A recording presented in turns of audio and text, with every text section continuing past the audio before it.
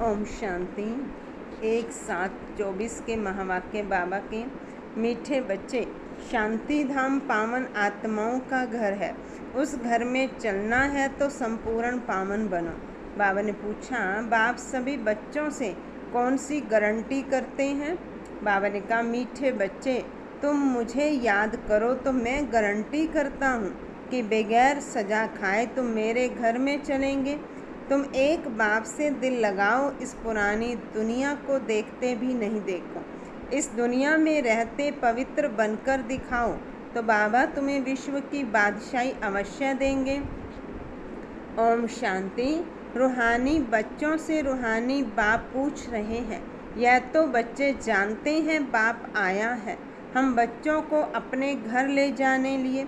अब घर जाने की दिल होती है, वह है सब आत्माओं का घर। यहाँ सब जीव आत्माओं का घर एक नहीं है, यह तो समझते हो। बाप आया हुआ है, निमंत्रण पर बुलाया है बाप को। हमको घर अर्थात शांति धाम ले चलो। अब बाप कहते हैं, अपने दिल से पूछो, हे आत्माएं, तुम पतित कैसे चल सकेंगी? पावन तो जरूर बनना है, अब घर चलना है और तो कोई बात नहीं कहते। भक्ति मार्ग में तुमने इतना समय पुरुषार्थ किया है, किसके लिए? मुक्ति के लिए। तो अब बाप पूछते हैं, घर चलने का विचार है? बच्चे कहते, बाबा इसके लिए ही तो इतनी भक्ति की है। यह भी जानते हो, जो भी जीव आत्माएं हैं सबको ले जाना है, परंतु पवित्र बनकर घर जाना है। फिर पवित्र आत्माएं ही पहले पहले आती हैं। अपवित्र आत्माएं तो घर में रह नहीं सकती। अभी जो भी करोड़ों आत्माएं हैं सबको घर जरूर जाना है।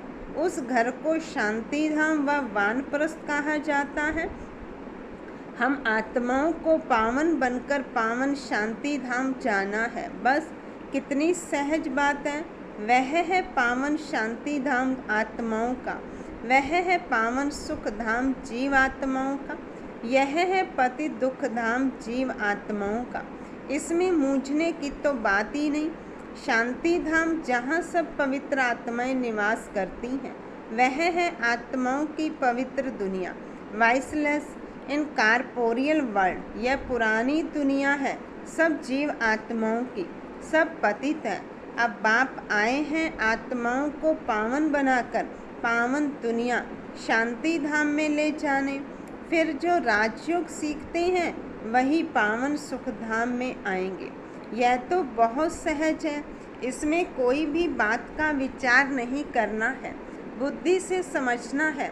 हम आत्माओं का बाप आया हुआ है, हमको पावन शांति धाम में ले जाने।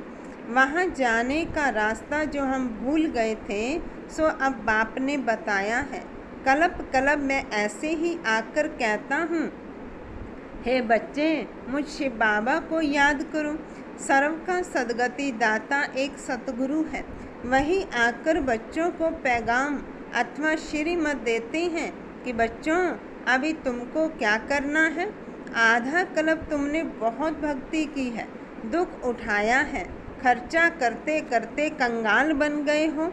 आत्मा भी सतो प्रधान से तमो प्रधान बन गई है।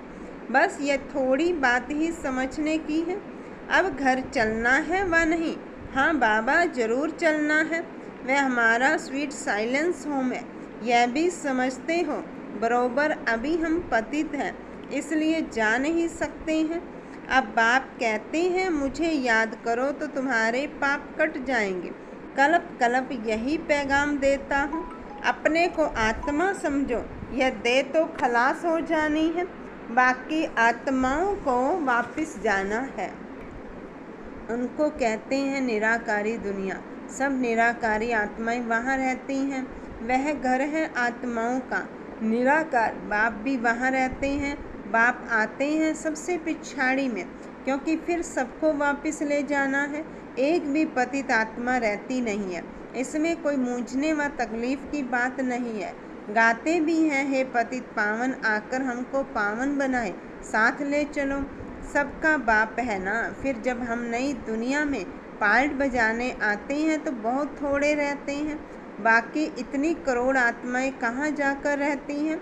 यह भी जानते हो, सतयुग में थोड़ी जीव आत्माएं थी। छोटा झाड़ था, फिर वृद्धि को पाया है। झाड़ में अनेक धर्मों की वैरायटी है, उसको ही कल्प वृक्ष कहा जाता है। कुछ भी अगर नहीं समझते हो तो पूछ सकते हो। कई कहते हैं, बाबा हम कल्प की आयु 5000 वर्ष कैसे माने? अरे बाप तो सत्य ही सुनाते हैं, चक्र का हिसाब भी बताया है। इस कल्प के संगम पर ही बाप आकर दैवी राजधानी स्थापन करते हैं, जो अभी नहीं है।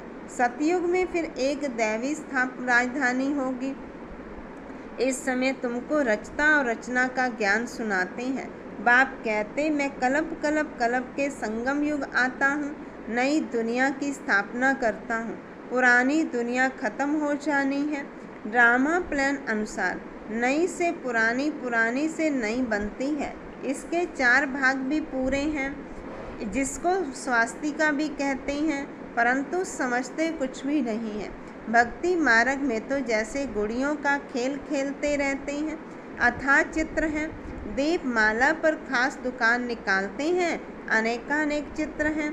अभी तुम समझ गए हो, एक है शिव बाबा और हम बच्चे। फिर यहाँ आओ तो लक्ष्मी नारायण का राज्य है, फिर राम सीता का राज्य है, फिर बाद में और धर्म आते हैं जिससे तुम बच्चों का कनेक्शन ही नहीं है। वह अपने अपने समय पर आते हैं, फिर सबको वापस जाना है। तुम बच्चों को अब घर जाना है। यह सारी दुनिया विनाश होनी है। अब इसमें क्या रहना है? इस दुनिया से दिल ही नहीं लगती। दिल लगानी है एक माशूक से। वह कहते हैं, मुझ एक के साथ दिल लगाओ तो तुम पावन बनेंगे। अब बहुत गई थोड़ी रही, टाइम जाता रहता है। योग में नहीं रहे होंगे तो फिर अंत में बहुत पश्चाताप करेंगे, सजा खाएंगे, पद भी भ्रष्ट हो जाएगा। यह भी तुमको अभी मालूम पड़ा है कि अपना घर छोड़े हमको कितना समय हुआ है। घर जाने लिए ही तो माथा मारते हैं ना। बाप भी घर में ही मिलेगा, सतयुग में तो नहीं मिलेगा। मुक्ति धाम में जाने के लिए मनुष्य कितनी मेहनत करते हैं, उसको कहा जाता है भक्ति मार्ग। अभी भक्ति मार्ग खलास होना है ड्रामा अनुसार। अभी मैं तुमको घर ले जाने के लिए आया हूँ, जरूर ले जाऊँगा। जितना जो पावन बनेंगे उतना उच्च पद पाएंगे, उतना उच्च पद पाएंगे कि हमें घर जाना है जरूर। जितना बाबा कहते, इसमें मूझने की बात ही नहीं। बाप कहते, बच्चे तुम मुझे याद करो, मैं गारंटी करता हूँ तुम बगैर सजा खाए घर चले जाएंगे। याद से तुम्हारे विकर्म विनाश होंगे। अगर याद नहीं करेंगे तो सजाएं खानी पड़ेंगी, पद भी भ्रष्ट हो जाएगा। हर 5000 वर्ष बाद मैं यही आकर समझाता हूँ। मैं अनेकानेक बार आया हूँ तुमको वापस ले जाने। तुम बच्चे ही हार जीत का पार्ट बजाते हो, फिर मैं आता हूँ ले जाने। यह है पतित दुनिया, इसलिए गाते भी हैं, पतित पावन आओ। हम विकारी पतित हैं, आकर निर्विकारी पावन बनाओ। यह है विकारी दुनिया। अभी तुम बच्चों को संपूर्ण निर्विकारी बनना है। जो पीछे आते हैं वह सजा खाकर जाते हैं, इसलिए फिर आते भी ऐसी दुनिया में हैं जहाँ 2 कला कम हो जाती है। उनको संपूर्ण पवित्र नहीं कहेंगे, इसलिए अब पुरुषार्थ भी पूरा करना चाहिए।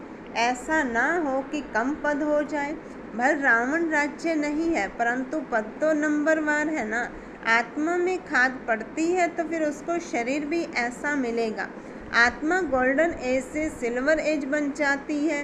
चांदी की खाद आत्मा में पड़ती है, फिर दिन प्रतिदिन जास्ती छीछी खाद पड़ती है मुलम्मे की। बाप बहुत अच्छी रीति समझाते हैं, कोई नहीं समझते हैं तो हाथ उठाओ।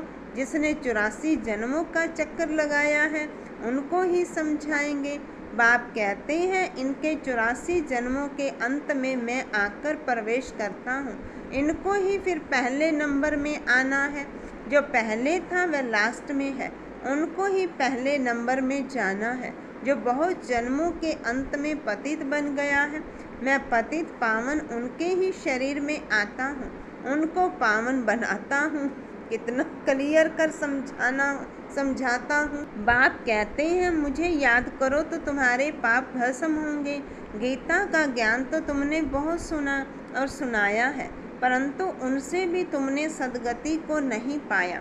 बहुत सन्यासियों ने तुमको मीठी मीठी आवाज़ से शास्त्र सुनाए, जिस आवाज़ को सुनकर बड़े बड़े आदमी जाकर इकट्ठे होते हैं। कनरस है ना, भक्ति मार्ग है ही कनरस। इसमें तो आत्मा को बाप को याद करना है। भक्ति मार्ग अब पूरा होता है। बाप कहते मैं तुम बच्चों को ज्ञान देने आया हूँ जो कोई नहीं जानते। मैं ही ज्ञान का सागर हूँ। ज्ञान कहा जाता है नॉलेज को। तुमको सब कुछ पढ़ाते हैं, 84 का चक्र भी समझाते हैं। तुम्हारे में सारी नॉलेज है। स्थूल वतन से सूक्ष्म वतन क्रॉस कर फिर मूल वतन में जाते हो। पहले पहले है लक्ष्मी नारायण की डिनाइस्टी। वहाँ विकारी बच्चे नहीं होते, रावण राज्य ही नहीं। योग बल से सब कुछ होता है। तुमको साक्षात्कार होता है। अब बच्चा बन गर्म महल में जाना है। खुशी से जाते हैं। यहाँ तो मनुष्य कितना रोते चिल्लाते हैं।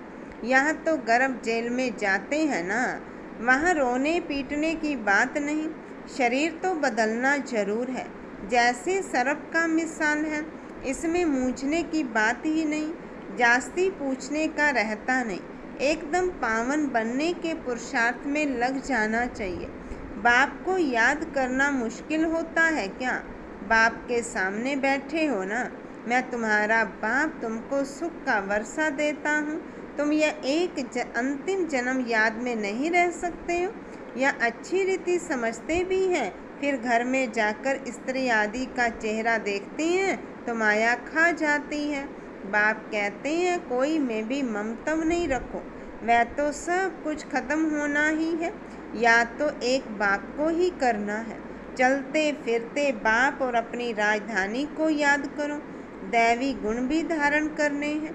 सतयुग में यह गंदी चीज़ें मांस आदि होता ही नहीं। बाप कहते हैं विकारों को भी छोड़ दो। हम तुमको विश्व की बादशाही देता हूँ। कितनी आमदनी होती है तो क्यों नहीं पवित्र रहेंगे। सिर्फ एक जन्म पवित्र रहने से कितनी भारी आमदनी हो जाती। बल इकट्ठे रहो, ज्ञान तलवार बीच में हो। पवित्र रह दिखाया तो सबसे उच्च पद पाएंगे। क्योंकि बाल ब्रह्मचारी ठहरे, फिर नॉलेज भी चाहिए। औरों को आप समान बनाना है। सन्यासियों को दिखाना है कैसे हम इकट्ठे रहते पवित्र रहते हैं, तो समझेंगे इनमें तो बड़ी ताकत है। बाप कहते इस एक जन्म पवित्र रहने से 21 जन्म तुम विश्व के मालिक बनेंगे। कितनी बड़ी प्राइज मिलती है, तो क्यों नहीं पवित्र रह दिखाएंगे। टाइम ही बाकी थोड़ा है। आवाज़ भी होता रहेगा, अखबार में भी पड़ेगा। रिहर्सल तो देखी है ना। एक एटम बम से क्या हाल हो गया। अभी तक हॉस्पिटल में पड़े हैं। अभी तो ऐसे बम शादी बनाते हैं जो कोई तकलीफ नहीं, फट से ख़त्म। और यह रिहर्सल होकर फिर फाइनल होगा। देखेंगे फट से मरते हैं व नहीं। फिर और युक्ति रचेंगे। हॉस्पिटल आदि होगी नहीं। कौन बेड खिदमत करेंगे। कोई ब्राह्मण आदि खिलाने वाला नहीं रहेगा। बम छोड़ा और खलास। अर्थक्वेक में सब दब जाएंगे। देरी नहीं लगेगी। यहाँ ढेर मनुष्य हैं। सतयुग में बहुत थोड़े होते हैं, तो इतने सब कैसे विनाश होंगे। आगे चल देखना है। वहाँ तो शुरू में 9 लाख हैं। फ़कीर भी तुम हो, साहिब भी तुमको प्यारा है। अभी सबको छोड़ अपने को आत्मा समझ लिया है। ऐसे फ़कीरों को बाप प्यारा लगता है। सतयुग में बहुत छोटा सा झाड़ होगा। बातें तो बहुत समझाते हैं। जो भी एक्टर्स हैं सब आत्माएं अविनाशी हैं। अपना अपना पार्ट बजाने आती हैं। कल्प कल्प तुम ही आकर बाप से स्टूडेंट बन पढ़ते हो। जानते हो बाबा हमको पवित्र बनाकर साथ ले जाएंगे। बाबा भी ड्रामा अनुसार बंधाईमान है। सबको वापस ज़रूर ले जाएंगे। इसलिए नाम ही है पांडव सेना। तुम पांडव क्या कर रहे हो। तुम बाप से राज्य भाग्य ले रहे हो बहु कल्प पहले मिसल। नंबरवार पुरुषार्थ अनुसार। अच्छा मीठे मीठे सिक्की लदे बच्चों प्रति माता पिता बाप दादा का याद प्यार और गुड मॉर्निंग। रूहानी बाप की रूहानी बच्चों को नमस्ते। हम रूहानी बच्चों को बाप दादा की नमस्ते बाबा नमस्ते। धारणा के लिए मुख्य सार। पहली पॉइंट, बाप का प्यारा बनने के लिए पूरा फकीर बनना है। देह को भी भूल स्वयं को रजसात्मा समझना ही फकीर बनना है। बाप से बड़े से बड़ी प्राइज लेने के लिए संपूर्ण पावन बनकर दिखाना है। दूसरी पॉइंट, वापिस घर जाना है, इसलिए पुरानी दुनिया से दिल नहीं लगानी है, एक माशूक से ही दिल लगानी है। बाप और राजधानी को याद करना है। वरदान है, ब्राह्मण जीवन में सदा चीयरफुल और केयरफुल मूड में रहने वाले कंबाइंड रूपधारी भव। यदि किसी भी परिस्थिति में प्रसन्नता की मूड परिवर्तन होती है तो उसे सदाकाल की प्रसन्नता नहीं कहेंगे। ब्राह्मण जीवन में सदा चीयरफुल और केयरफुल मूड हो। मूड बदलनी नहीं चाहिए। जब मूड बदलती है तो कहते हैं मुझे तो एकांत चाहिए, आज मेरा मूड ऐसा है। मूड बदलती तब है जब अकेले होते हो। सदा कंबाइंड रूप में रहो तो मूड नहीं बदलेगी। स्लोगन है, कोई भी उत्सव मनाना अर्थात याद और सेवा के उत्साह में रहना। अच्छा, ओम शांति।